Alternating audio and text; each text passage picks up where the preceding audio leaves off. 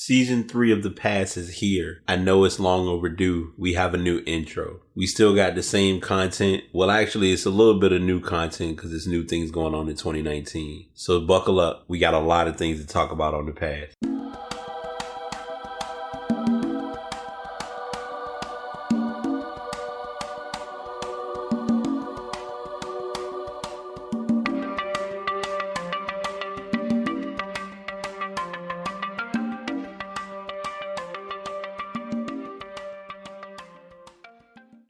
So the audio is going to start now. Learning as I go. As you can see by the title, this is called the Houston Rockets State of the Union. And I guess the cleanest way to call it is I'm expected to try to defend what happened with the Houston Rockets in the playoffs. And I don't have any explanation other than the Rockets played like trash. And that's kind of the A to Z tell all be all of what happened. It literally, basketball, and I talk about this with football as well. It's not how you play in the opening part of the game. It's how you play as the game progresses. And looking back at the series, Houston kind of had momentum between games 4 and 5. If you kind of rewind to game 5 itself, Game 5 was starting to make it clear that Houston came to play. When Durant got injured, their focus wasn't on winning. The focus was on just playing. And I'm going to be honest because I can say it, obviously, as a fan. We got screwed on the Chris Paul deal. Bottom line. There's no fabricated way of putting that. And the reality of it is you're going to learn that certain players are going to get paid and it's a business. And I feel like whether it's acknowledged or not, Chris Paul just made he got paid off of us, which is cool. I mean, it is what it is, but it's just one of those, it was a shocker in more ways than a few because it wasn't something that I think the organization was really prepared for. I'm spending a lot of energy talking about that. I guess, like I said, I'm titling this as Rocket State of the Union, but I'm going to talk about also because now that it's occurred, I'm going to go ahead and this is the Unpacked podcast this is the episode that I'm glad that I'm finally, as I'm shaking the computer, things I'm still learning. I guess it's me and the excitement, compassion. It's going to be addressed because it needs to be addressed. The NBA draft lottery, a lot of people feel was fixed or staged because the Knicks didn't get the number 1 pick, despite there being a high probability between them, Memphis, and I believe Phoenix, who all had pretty bad records. Phoenix was out of that group, which pushed the Lakers up higher. And I think the Lakers ended up getting the 3rd. They ended up getting the 4th pick. New Orleans got the 1st pick. Memphis got the 2nd pick. Memphis sounds as though they're looking towards Ja Morant. If the Knicks are able to do so, I think this is probably going to be a weird projection, but I could see it happening. The New Orleans Pelicans are going to pick... the Pelicans got the 1st pick in the draft, which I think blew everybody's mind because their percentage or their chance was like a 6% chance. Them getting that pick played very concerning thoughts throughout the rest of throughout what we're possibly going to see next month in the draft.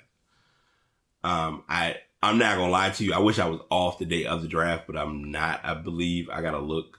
But I'm truly hoping I am. If I'm not, I'm going to find a way to watch and enjoy it because I want to see the actual players selected, the reactions, all of that.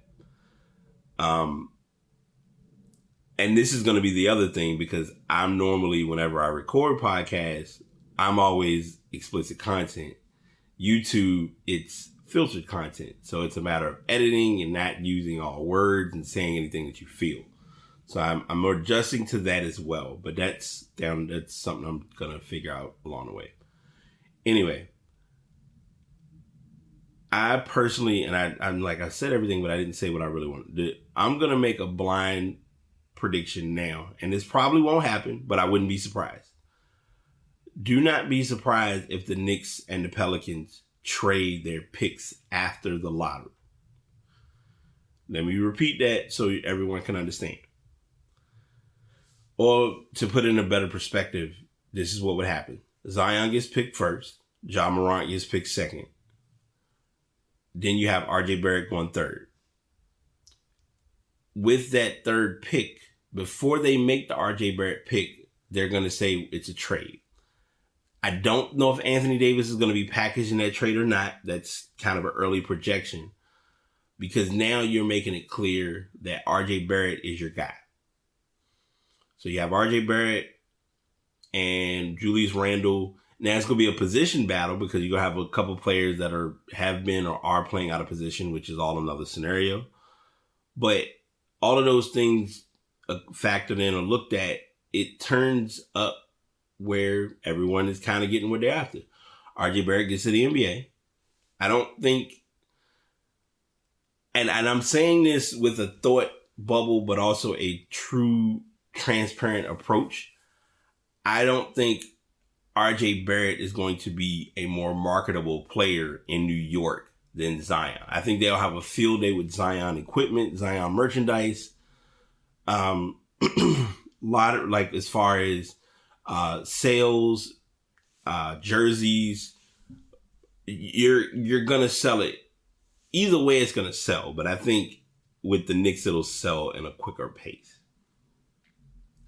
I think the Lakers were fourth. Would not be surprised if they pick Cam Reddish, even though Reddish and someone I looked at a couple videos, and this needs to be pointed out. I feel as though Reddish didn't have a good season at Duke because he wasn't the standout star. When you look at his high school, and this is I always break this down, and I'm not, I know I'm redundant with doing this, but y'all bear with it. In high school, before Cam Reddish got on the scene, the year before, he played with Mo Bamba. We all know about Mo Bamba. We remember, the song and all that hype and everything. Well, anyway, Mo Bamba went to Texas. He had a pretty good freshman campaign for Texas. We already knew he was going to the NBA. He went to Orlando. First year wasn't the greatest of years, but it was a good year for him. Fast forward, Mo Bamba's at Texas. Reddish is at their school. Reddish has a solid senior season.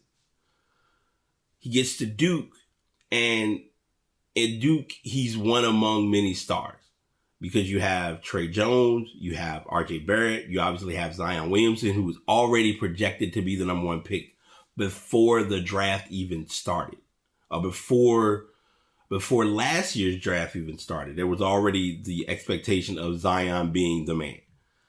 Like, what makes it even interesting is this season already, like, with kids looking at where they're going to school, plan on going to school, there's not a projection of, hey, this is the guy he's going to be the number one pick. A lot of people think it's going to be, they're looking at the kid from, I think it's Jonathan Wiseman with Memphis. You also have Anthony Williams. I'm probably missing these names, but he's with Georgia. A lot of these kids you already know are going one and done. I'm going to be honest. I think the guy that people need to watch out for is Vernon Carney. I think he's going to have a good freshman year to make it clear that he's going to the NBA. Like I said, most of these guys got to work through all of this until the one and done rule gets washed, which I give it a couple years. I know they've been talking about that, but that's kind of the slated story for that. So I've talked about the Harden State of the Union. I've talked about, I've went ahead and given the attention to the NBA draft lottery. Now, as far as the draft lottery, I'm not going to break down every single pick, or as far as the pick listing, because I don't have it, number one and number two. I don't think everyone's as pressed with all those factors. We're going to look at it as when the actual NBA draft happens. Then we'll start figuring out, okay, who's going to what team, how these teams are going to look when these players arrive. We'll cross that bridge when we get there. That being said, that's those topics as a whole. With the other NBA matchups, Toronto was able to get the four bounce playoff win in Game 7 against Philly, which a lot of people were shocked by. And you had Joel Embiid crying tears of frustration. I think they did not expect to lose in that fashion, but it happened. Trying to think. And then on the West, we've already talked about Harden. And then for Portland and Denver. Now I'm gonna be honest, because I love my group. When I made the cover art for the group, I made the wrong cover art because I had put Denver in as the winner, failing to realize that they had actually lost to Portland. So Portland was able to win Game 7. So it's Portland against Golden State. Golden State won Game 1 pretty easily. It wasn't much of a competition or a battle. Game 2's going to be kind of like the game that we're really going to see. Is Portland going to flip the switch, or is it, all right, let's get the brooms, because this isn't going to be a pretty series. In the Toronto-Philly series, the Toronto-Philly series already happened, so Toronto played against Milwaukee. I think Toronto learned from the Boston series to not give up Game 1, so they went ahead and just beat them in pretty solid fashion. They had a big show out from Brook Lopez, which shocked me but didn't shock me, because I think a lot of people fail to realize Brook has been in the league for quite some time, and he's nothing like his brother Robin. They play two totally different styles of basketball. Like, Robin is more of the gritty, in-your-face, extreme big man, whereas Brook is more the finesse big man. Like, when they showed the Bucks early in the season and he was shooting threes, I was like, this man out here jacking threes like it's an everyday thing. And he was. And it wasn't just he was jacking, he was actually making them. So, props to him for that, and just seeing that team kind of flourish. It's still an obvious choice, but I think it's going to be delayed until time says otherwise. Giannis should be MVP. I think the playoffs showed why he's deserving of MVP between beating Boston from 4-1. From down the first game, and Houston kind of just playing it as 2-2. And then when they got to Golden State, it was, okay, we can't beat Golden State in Golden State, even with Durant being injured. And then they couldn't beat Golden State without Durant for Game 6. So that told everything. Those are the stories I have sports-wise. Stuff, I'm not going to really give anything like fabricated or extreme. I'm just going to give you all and make you all aware, because we are just about halfway through the month. This is Mental Health Awareness Month, and I unpack a lot on the show from time to time, because initially, as many of you know, if you were following the podcast when I first started, I didn't have my face as the logo, as the podcast or anything of that sort. I just kind of posted stuff and kind of went from there. Now I'm more open to, hey, here's who I am, here's what I do, here are things about me that some may or may not know. Lately, I've been doing counseling for, not really for anything, depression or anxiety. I think it's just natural, just stress of life. And that's been helpful. I've been doing different things as far as writing down goals. This week, I've been horrible with accountability. I was supposed to be doing gym, but the moments of me thinking of going to the gym, I'm sitting here with trying to get my personal teeth and life together. So that's been in the way. I've been in limbo about thinking of whether I'm going to I'm studying my certification for Network Plus. So anyone who is doing that or knows anyone that's doing it, all help is appreciative. Appreciated. I don't know what I was trying to say at first, but appreciate it. And as y'all can tell, like, I guess I need to learn to not have anything on while I'm doing this because it doesn't help. But anyway, yeah, I'm special. Y'all know I know what I'm doing. But that being said, yeah, it's been different going to classes and getting help and getting treatment and finding a way to better myself and put myself in a better place. I've been a little more distant with others, and those who know me understand. And I think, like, I was even able to share something. My twin shared a message that I shared because it's kind of almost the story of me, as far as there are moments and there are days when I'm just like, I need the 20-second. There are moments where we need the 20-second timeout, and there are times when we need the full timeout. And a lot of times I'm so accustomed to, coach, I need a full, like, we got to take a break. Like, let's regroup, let's reevaluate, let's figure all this out. And that's kind of what I've been doing. And it's pretty much been working. I'm still learning it as I go, obviously. It's just like anything else, touch and go. But I've realized now to not take as much to heart. So I'm going to tell y'all something, and don't misinterpret this, because earlier it was the TV's excuse, but I'm realizing more that I'm guilty of this. And this is why you probably don't see me looking at the camera. Looking at the camera is useful if I'm talking and I'm having a discussion. But a lot of times we naturally just speak and we don't think of what we're saying. So a lot of times if you ever look at them, like looking off into the sky, looking off in the air, like, what is he looking at? It's me looking, not that I'm losing my thought, but it's like, I want to make sure that I'm composing a thought in mind for the sake of what's being said and not just saying the first thing off my head. A lot of times we as people just go out and say something and we just deal with the consequences afterward, when in reality, we should actually try to find a way to process what's being said and not just improv our thoughts. And usually the latter happens and we feel it and we see it without knowing it.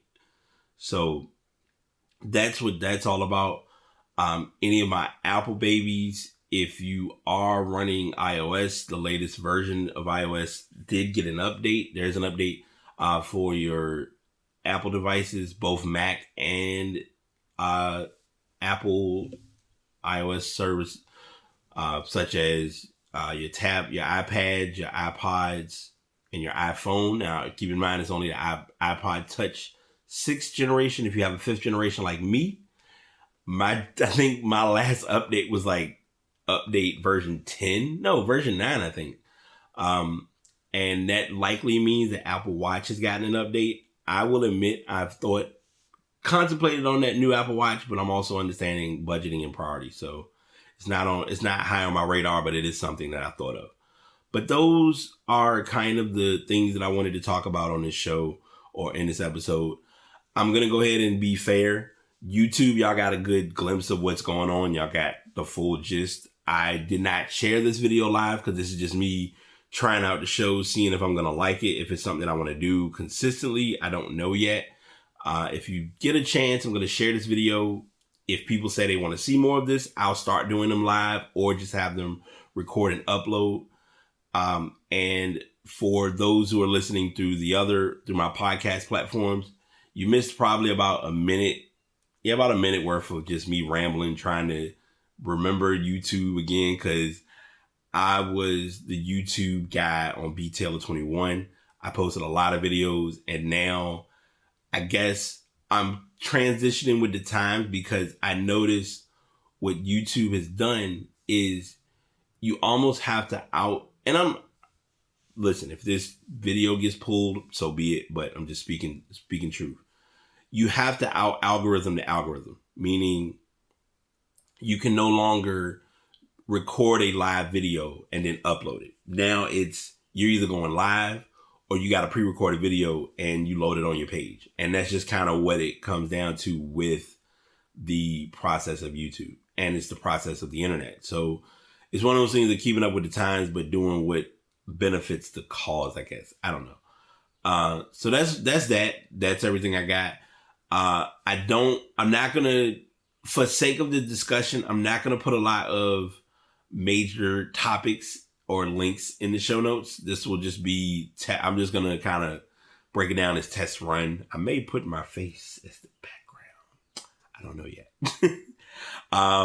Possible idea, me being silly, but that's what I got, and enough ums and uhs and all that. But until next time, I'm gonna close out here because if I don't, I'm gonna keep talking. Y'all have a good one. Be safe, be blessed, be positive. BT signing out for YouTube because this is y'all first time hearing it. If you want to follow the show, I do upload these on Spreaker.com, and they're also uploaded to passpodcast.com. And the mic, even though it's all the way over there, is the Blue Yeti. And this that you're seeing me on and why I'm sounding or looking like hot garbage because it's early in the morning is the Logitech C920. Links will be in the show notes. Y'all take it easy. Peace.